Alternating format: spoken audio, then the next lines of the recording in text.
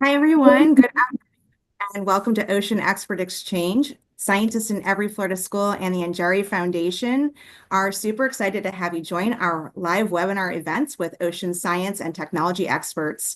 In this monthly series, we dive into all things marine science and explore what's happening in the field, interesting careers, and more. So today we'll be speaking with Mike Lloret from Florida Power and Light Company about his work with the American crocodile populations at Turkey Point. But before we dive right into that with him, we're going to tell you a little bit about our programs. The Scientist in Every Florida School is a free program.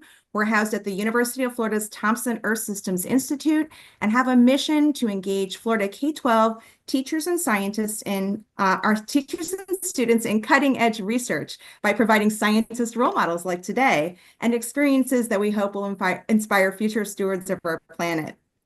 The Anjari Foundation is a nonprofit headquartered in West Palm Beach, Florida, and they have a mission to also provide research and education experiences. This involves primarily their 65-foot research vessel, the RV Anjari.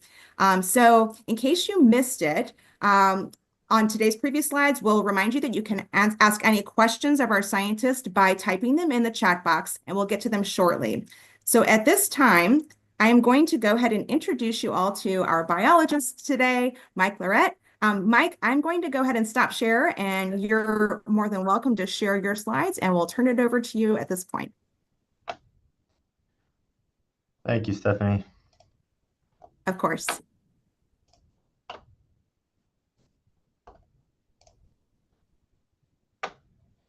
All right. Can you see that? We sure can. Okay, great. Well, thank you very much to the Anjari Foundation for having me. My name is Mike Lloret. I am the wildlife biologist here on site at Turkey Point, at the Turkey Point Clean Energy Center. We're a nuclear site that's basically on 11,000 acres. It truly is an incredible basically situation where industry and conservation are working hand in hand.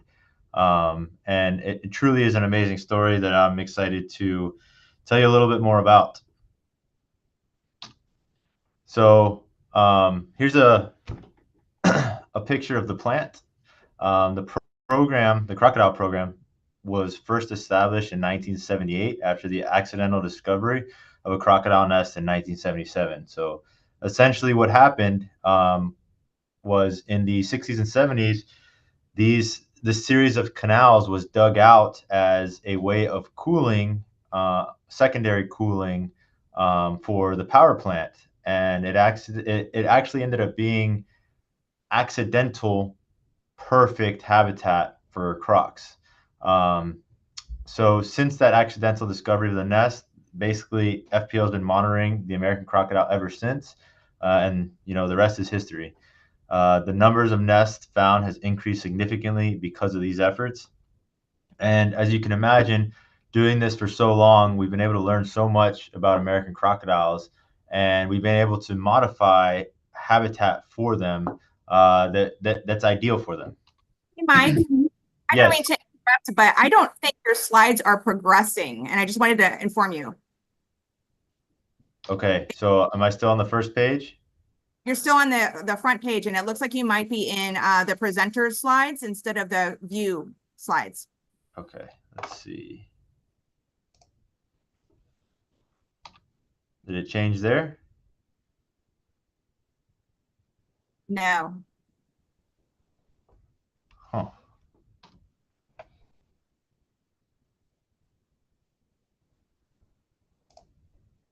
How about that?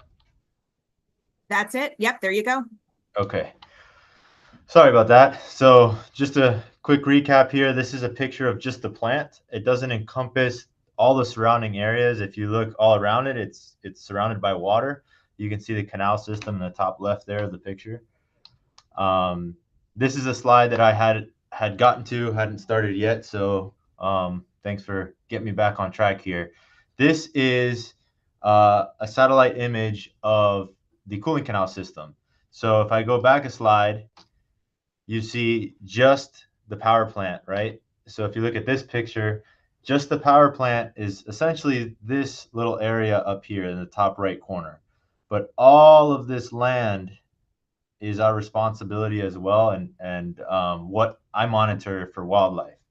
Um, One of the biggest questions I get is, why are the crocodiles here? And you'll kind of see all types of information online, and really it comes down to just a handful of reasons. Number one, we have this series of canals right on the coast of southeastern Florida. Number two, the berms that are within the cooling canal system are a bunch of elevated artificial man-made berms that are ideal for nesting. It allows the crocs to nest without the fear of flooding, which is a real issue for American crocodiles in southern Florida. Um, and so the females come here for ideal nesting habitat. The males come in looking for females. And then any croc that's born here has the ability to stay or go as they wish. There's no fences or anything keeping them here on site. And as a matter of fact, we definitely have crocs that regularly leave and come back to the cooling canals. Um, we're in an ideal location in between Biscayne National Park and Everglades National Park. The canals have ideal food sources, shelter, habitat, and really the crocs have everything they need right here on site. So here's an image of what the cooling canals look like. Every berm is different. Some are completely covered in vegetation, some aren't. Um, and for instance, we have different species utilizing different conditions on the berms. Some of our bare berms, we actually have one of the largest nesting populations of least terns, which is a small little shorebird species. And so we try to keep those bare because every June we have them coming in to nest there. And if you think about it, you have this long strip of land and it's surrounded by water, and really you have less predators than you would on the mainland or a beach. That's not to say that raccoons or other predators can't swim there to predate the nests or the hatchlings. However, it's less likely. So the crocodile program responsibilities, like I said, it encompasses a large area, 11,000 acres. I do several different surveys. So there's truck surveys, there's nighttime surveys, there's nest surveys, hatchling surveys, and quarterly croc captures. Now, a lot of the work that we do here is seasonal. So depending on what season the crocs are in will determine basically the job or the task that we're doing. For instance, we're going into nesting season right now, so I'm spending my time going out and checking on nests and identifying nests, locating nests. But there's no babies out because it's not hatching season, and crocs really only lay one time a year. Um, as you can imagine, like I mentioned earlier, it's an amazing collaboration between industry and conservation. So a lot of my job is basically educating, explaining to plant staff, other people that are on site about wildlife, about crocodiles, about what our expectation is. The fact that we are at FPL, we are environmental stewards, and we're looking to take care of the environment. And everybody needs to be aware of what's going on, because even if you have no wildlife background, you're still driving the same roads that some of the scientists might be driving, and we all carry the same amount of responsibilities. So there's regular safety crocodile bulletins that go out to plant personnel, crocodile presentations. We have designated crocodile habitats, crocodile sanctuaries where we put up signs. I'll show pictures later. Um, there's crocodile crossing and speed limit signs. We actually have, coming into the plant, we actually have solar powered flashing crocodile signs. Just to remind everybody, The crocodiles do cross the roads, and we want everybody to drive safely and not have any issues. Um, Maintenance of crocodile habitat and sanctuaries. That's an incredible part of this story. We actually create habitat for the crocs, and part of that is digging out ponds within our cooling canal system. Our cooling canal system is a saline marine environment. Um, However, when an American crocodile hatches out of its egg, it doesn't have its salt glands developed. It takes about 3 months for those salt glands to develop. So they need access to fresher water, and that's why they've evolved to hatch in the rainy season. However, as we know, um, no two rainy seasons are the same. Sometimes we have drier rainy seasons, and that will directly affect the crocodiles if they don't have access to other fresh water. So what we do is we'll dig out ponds on the berms, and they're able to hold fresher water longer than, let's say, the rain that falls into the actual canals, which mixes up. It's moving. It mixes up a lot quicker. So that does basically two things. It funnels these crocs to areas that we want them to go, so it's easier for us to monitor them. It also provides them ideal habitat, so it's a win-win situation. And then, of course, we do a lot of outreach programs and collaborations, such as this one, so that we can, inform the public or any other interested parties about the great conservation work that we're doing here on site. Here's an example of some of the crocodile signs that you would see coming on site. So I mentioned earlier the crocodile crossing signs in the first picture. We have those all throughout the site. Anywhere where there's two bodies of water on either side of a road, we want to make sure that everybody's really safe and careful and, not putting any crocodiles or any people at risk. In the middle there, I'm putting out a crocodile sanctuary sign.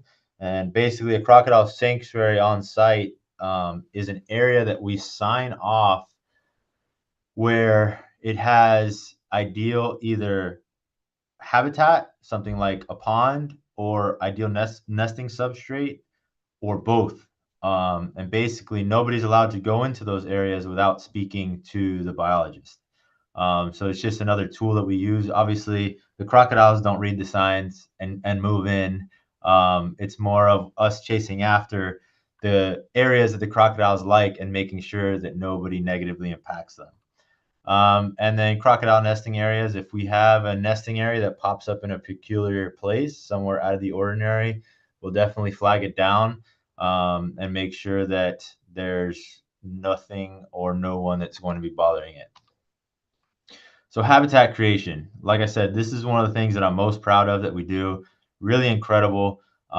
We have all the large equipment to be able to create habitat.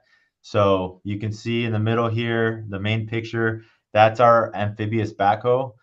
We're able to trek it through the cooling canals. That's Kenny. He's a big part of our Croc team. And actually dig out these ponds. So if you look at the picture in the top right, this was an area that we determined would be ideal for creating a pond. So this is kind of the before, basically almost all lantana, and then we opened it up, and this is basically an image during digging the pond. So it looks nothing like this now. Over time, it fills up with water, and then native vegetation grows around it. And so this pond specifically, we actually had a mother croc nest in it the first year. And I remember it like it was yesterday. If you can imagine going out at night on an airboat, it's pitch black, looking into that pond and seeing 28 pairs of glowing little red eyes in the night looking back at you. It's very rewarding when you create the habitat and then you basically get confirmation that it's ideal habitat when they're actually using it. So here's just another picture of Kenny on the backhoe. You can see the crocodile sanctuary sign there. Before we dug this pond, it wasn't a crocodile sanctuary. However, now it will forever be a crocodile sanctuary where the crocodiles nest in every single year. I'll show you more pictures later on of more mature crocodile sanctuaries so you can get an idea of what we want them to look like and what they eventually look like. But this is what it starts off looking like. As you can see here on the right, here's a crocodile sanctuary sign. Hopefully it's not as blurry for you guys as it is for me, but if it is, I apologize. But pretty cool picture of a crocodile sanctuary sign and then a large crocodile just hanging out right next to it, basking there on the left. So another big part of the job is mitigating human-animal conflict. Given that we are, a nuclear site, there are people here working all the time. And of course, you're going to have issues where wildlife gets into work areas and people get into wildlife areas. So education is the first step. But if you have a situation where an animal ends up in a work area, that's what we're here to do as biologists. They'll call us out, and everybody has been briefed and trained to let the biologist know if anything like this were to happen. We never want to negatively impact wildlife, and we're to do everything we can to not have that happen.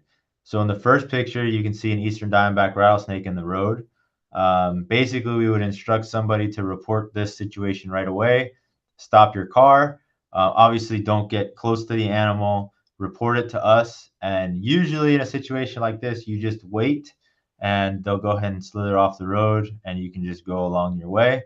If this were in a work area, I would come out, I would catch the snake, and I would relocate it to a very close by a different part of the property where it hopefully won't come out on the roads again. That middle picture, you can actually see it has kind of some construction dust on it. And this was a particular site where we were working and there was a snake hanging out there for a while. And I use this picture because when I'm training employees here on site, I want them to know that the wildlife is there. I don't want it to be a surprise. I want them to always be looking for it. So this is an example of a snake that was hanging out nearby for a while before somebody noticed it. We were able to safely relocate the snake and get the job done as well. And then on the right, you can see a crocodile in one of our work areas there. We were filling in a section of a canal. And so in this particular case, usually we design the project so that crocs can get in and out without any issues. So the crocs actually have the ability to swim under these curtains or climb over. I've witnessed them do both. So it's kind of a learned behavior. Crocodiles are very smart. But of course, if there was any situation where the croc got into a compromising situation, we would of course relocate the animal, catch and safely relocate the animal. All right, so the annual cycle of American crocodiles at Turkey Point, we have the pre-mating season, which is January to February. That's essentially where adult animals begin to establish territory and desired breeding areas. Mating, which is mid-February to mid-April, where you have courtship and copulation. Nesting is April to May, so we're going into nesting season here. Adult females select nesting sites and deposit their eggs in nests on the cooling canal system berms. Incubation, um, that's mid-April to August. So that's when females will be waiting for their nest to hatch, monitoring their nests before the hatchlings pip and eventually emerge from their nest. And then, of course, hatchling, which is the busiest time of year for us, and that's when mother crocodile retrieves her hatchlings from the nest and transports them to the water. So here's some cool shots. By the way, I'm a horrible photographer, so I apologize in advance. I take voucher shots. I use my cell phone, but I am no good with a camera. But I do get to see some pretty cool things. So this top left picture here, you have two adult males fighting for territory. I watched those males fight for over an hour, actually, and I filmed the whole thing until my phone ran out of battery. Just absolutely unbelievable. These animals were both around 13 feet long and just really going at it. It was quite a sight to see. And then these other two pictures is pretty common to see in the cooler winter months. You'll have a large male hanging out with a female, basking in the same areas or swimming next to each other. So here's some nesting slash incubation pictures. Crocodiles are cavity nesters. So unlike American alligators that mound nest, they build a mound with, organic material. Crocodiles are more like sea turtles. They'll dig a hole, as you can see here, deposit their eggs, and then cover it back up. So when the mother crocodile deposits her eggs, this is what I'm looking for. It's kind of a U shape, them coming up from the water and then coming back down continuously and leaving drags. This is when we dig up the nest to get, an egg count, or to find exactly where the nest is. And this is just a closer shot of the nest. It's a beautiful picture of a hatchling crocodile emerging from its egg, and a really cool trail camera picture with mama crocodile with a little hatchling hanging out of her mouth right there. You can see the tail and you can see the head, and then this is the eggshell here. Now, it's fascinating, the relationship between mother crocodilian and hatchling crocodilian. Mom stays close by in incubation, and when those hatchlings are ready to emerge, they'll start communicating with her, making a call, calling mom. She'll come out, she'll dig up the nest and actually pick up those hatchlings in her mouth and take them to the water. Not only that, but she'll actually assist a lot of the hatchlings in emerging from their eggs and gently pick up the eggs in her mouth, apply pressure with her bottom and top jaw, and assist those hatchlings to emerge from their eggs. So here's a video of that. Hopefully you all can hear this. Before I press play, obviously this is Mama Croc. This is the egg, and you'll see and hopefully hear a hatchling croc right here, this hanging out of her mouth. You can see the nest cavities open here. Here's an egg. Here's another egg. And all this footage comes from our trail cameras.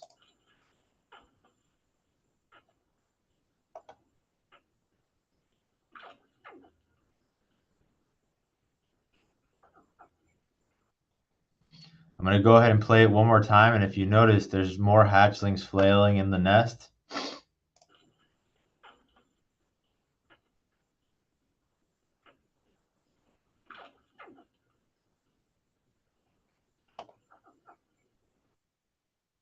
And mother is so gentle, she's not eating them, right? She'll actually hold them, and you can kind of see her gular pouch there, kind of sagging down with the weight of the hatchlings. All right, hatchling surveys. This is the busiest time of year for us. This is when we're out there really late at night, catching as many hatchlings as we can. You can see all three pictures here. I'm like a kid in a candy store, smiling from one end to the other. It's a super exciting time. It's very rewarding, and it's a big part of what we do here. So processing the hatchlings, our federal permit allows us 5 days to keep the crocodiles. This is really important. So we basically have an indoor facility where we can house the crocodiles for up to 5 days. And if you can imagine, processing every single one of these crocodiles takes time. You combine that with us going out at night, coming back in the morning, it's a lot of work to basically fit into a small amount of time. So those, although we always try to get hatchlings back to the wild as quickly as possible, those 5 days are critical for us to be able to accomplish what we're trying to do here. So we have a 5-step process. We collect biometric data, several different measurements such as snout to vent length, total length, tail girth length, head length. We weigh them. We cut a unique scoot clip number in their tail, which is a physical marker. We insert a microchip, which is about the size of a grain of rice. You can see reading the microchip here. It goes, into the base of the right side of the tail. And so each croc not only has a scoot clip number on the tail, but it has a secondary form of identification that is a unique pit tag number. And then number 5, the best part, releasing them back into the wild, which you see here. We also do quarterly captures, where we partner with the University of Florida to come out and help us catch larger animals. So we do that by either airboat or porta boat. We catch them. We record the same data that we do the hatchlings. The only difference is we obviously aren't keeping these animals overnight. We're doing everything on site and releasing on site. So we noose the animals, we tape their mouths, we collect all the biometric data. Here's a bigger croc and a porta boat. Here I am putting a pit tag in the right side of the base of the tail into a smaller crocodile there, and then we release him back into the wild. So outreach programs and collaborations, we do a lot of that as well, whether it's via video conference or in person. We do a lot of outreach and try to spread information about what it is that we do for crocodiles and how important they are to the ecosystem and to South Florida. Media, a lot of people are interested in our story, and it tends to get a lot of attention in hatching season. So we do get a lot of media requests. We've been fortunate enough to be featured on Nat Geo, Discovery, all different types of amazing nature programs. So up here, this is Jeff Corwin. We're releasing hatchling crocs for his series Wildlife Nation. This is Mutual of Omaha's Wild Kingdom down here on the left. This is Jeff Corwin and myself there smiling with a bunch of hatchling crocs. And then top right here, this was for NBC. So we do a lot with news reporters as well. Again, sharing the story of the crocodile and what FPL does to conserve it. We also participate in publications. So you can see here, this was an image I took of a raccoon that was predated by a crocodile. We collaborated with UF to put this out. They had another image of a crocodile feeding on a raccoon in the Naval Air Station in Key West. And then over here, it's a herpetological note of a crocodile eating a manatee. So we actually had a manatee that had washed up on one of our perimeter banks, and we had all these crocodiles coming to eat it.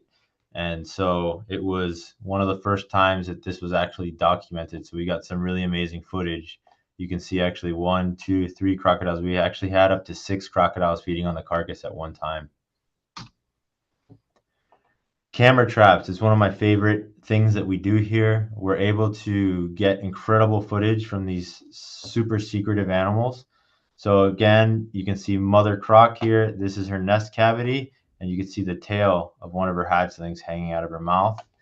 And here we have again Mother Croc digging up her nest cavity, picking up hatchlings with her mouth. Here's an egg here before taking them back to the water. Here's another video clip of a different female picking up an egg and hatching it in her mouth.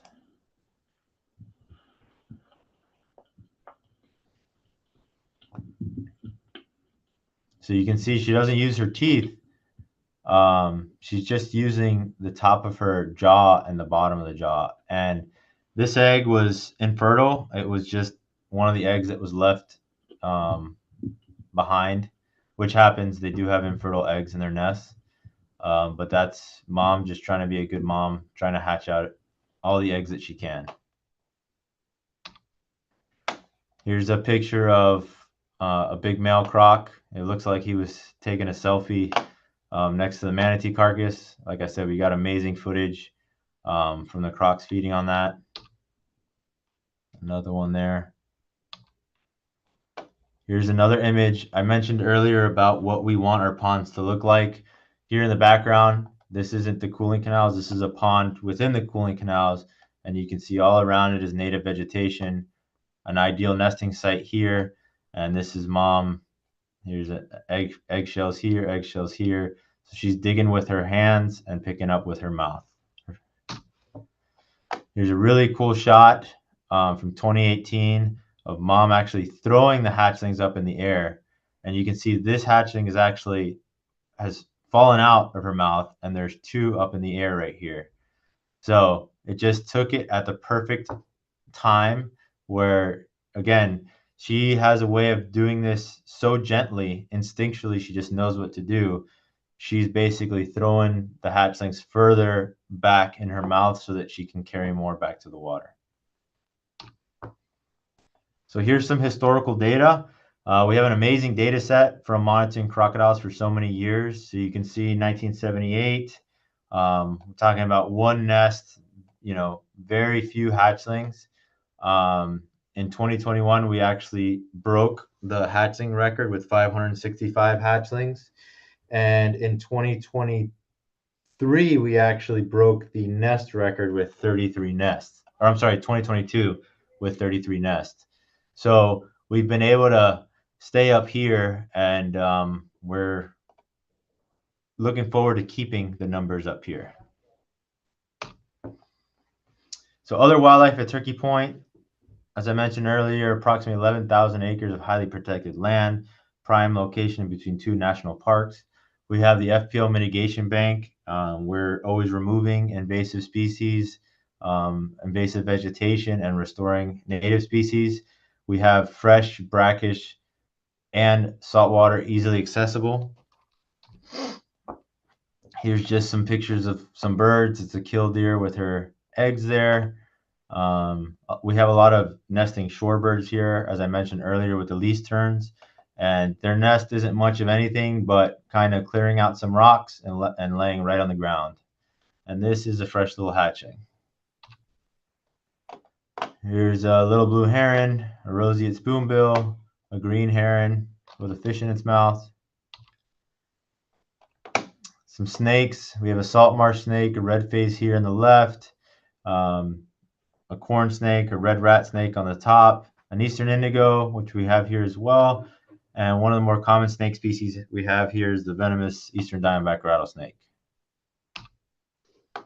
So here's a cool series of images that I like to show anybody that's working on site, so they understand how good the camouflage of the eastern diamondback rattlesnake is. If you look right here, these right here, these are my feet, and this is the rattlesnake. So it's important that everybody's on high alert because their camouflage is just so good. You really got to watch your step. And as I mentioned, they're one of the most common snake species we have here. So it's really important that anytime anybody's moving, walking through brush or grassy areas, that they're really on high alert. Some mammals. This is a picture of a coyote that came out on one of our trail cameras, a raccoon, and a blurry picture of a bobcat. Invasive species. So we have issues with a lot of invasive species that we actually remove here. This is a Burmese python. This was like a 15-foot animal.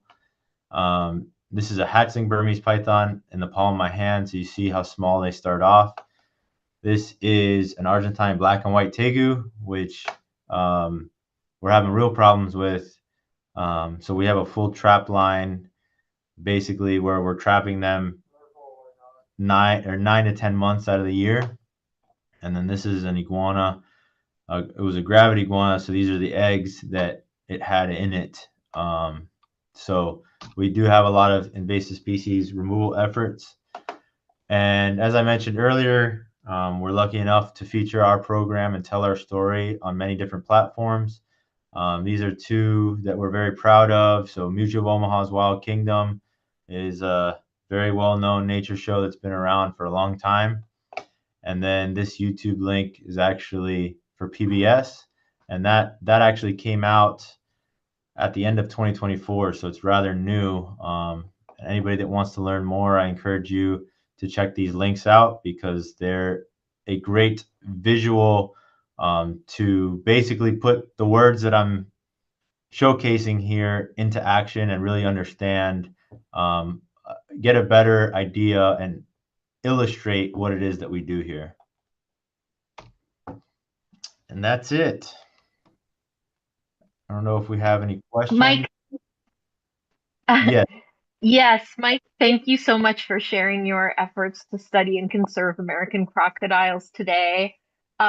We do have some questions, so we're going to just jump right into those. If anyone tuning in does have any other questions, please type them in the chat box and I can ask them for you.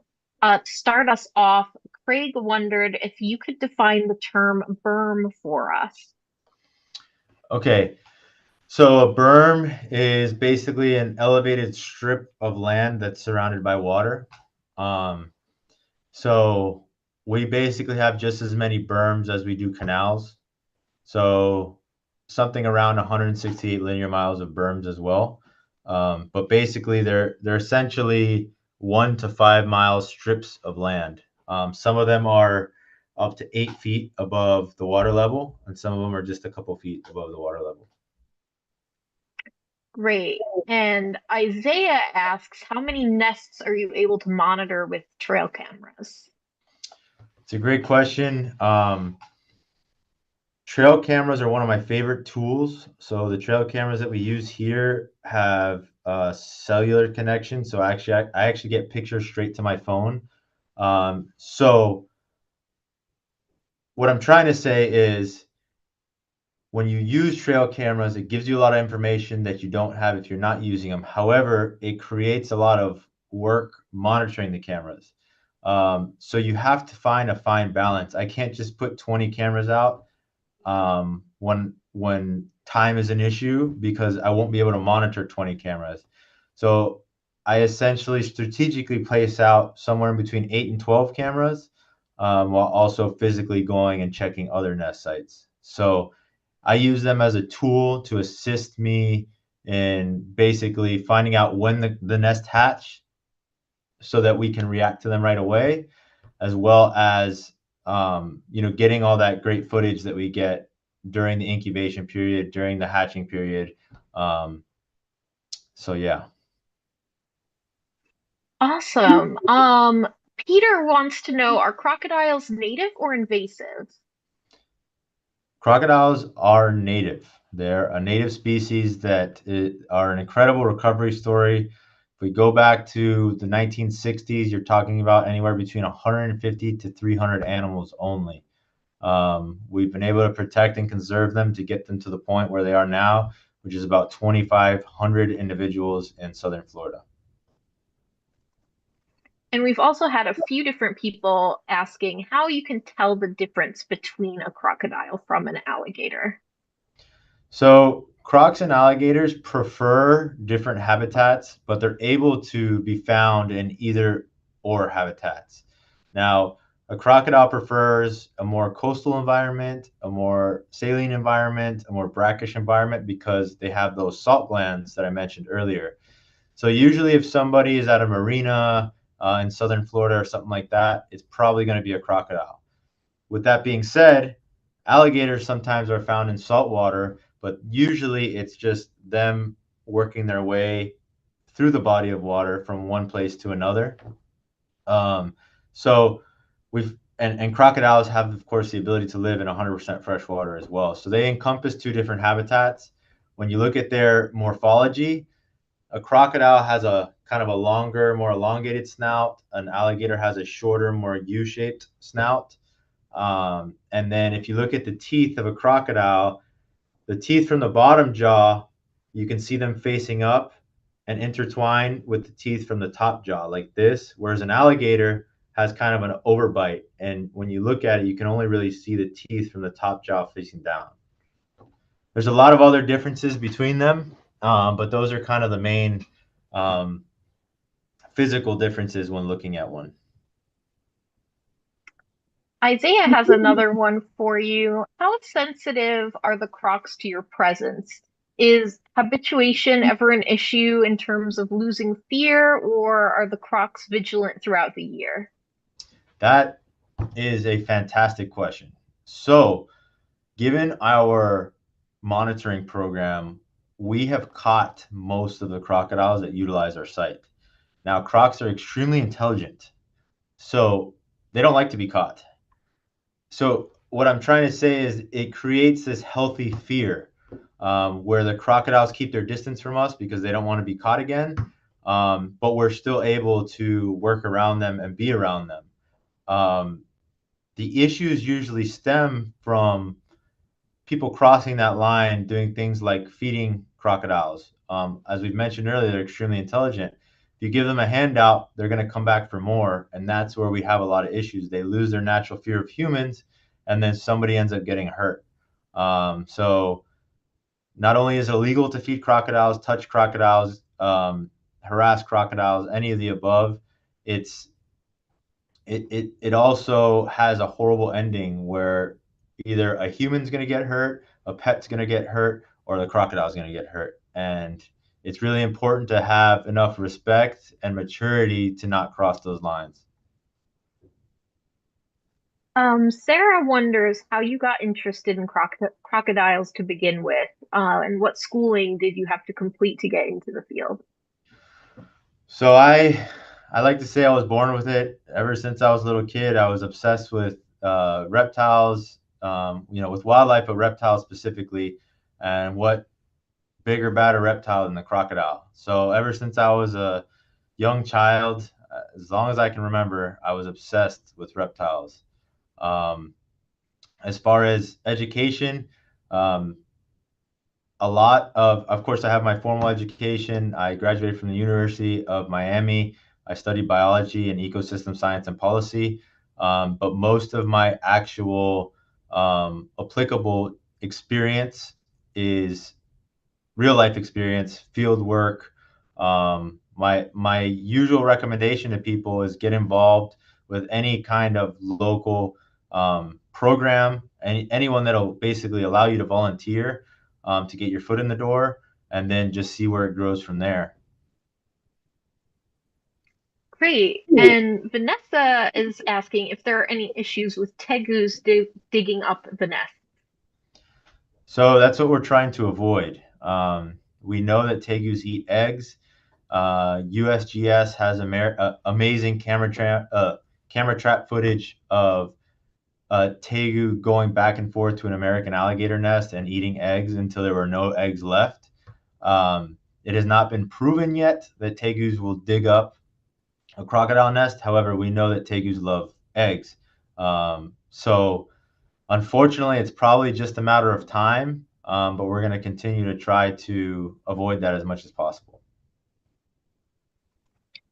When you're in your capture season, what are the parameters for ideal capture candidates? Or is it more indiscriminate, capturing individuals to understand a general population number? So it's a population study.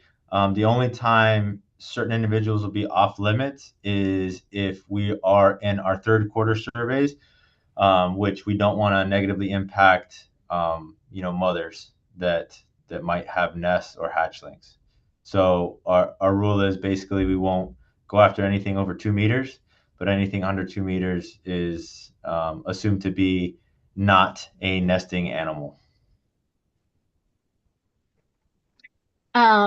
Lucy wants to know if temperature determines the gender of a baby crocodile. Yes, it does. It's actually the opposite of turtles. So I use turtles as a comparison because many people are familiar with turtles, but cooler temperatures produce males and warmer temperatures produce females in turtles. And in crocodiles, it's the opposite. It's cooler temperatures produce more females and warmer temperatures produce more males. Awesome. And one last question. How many eggs does a crocodile lay at once, and do they lay eggs annually? So anywhere from 20 to, let's say, 45, 50 eggs. And an adult healthy female will lay every year or every other year.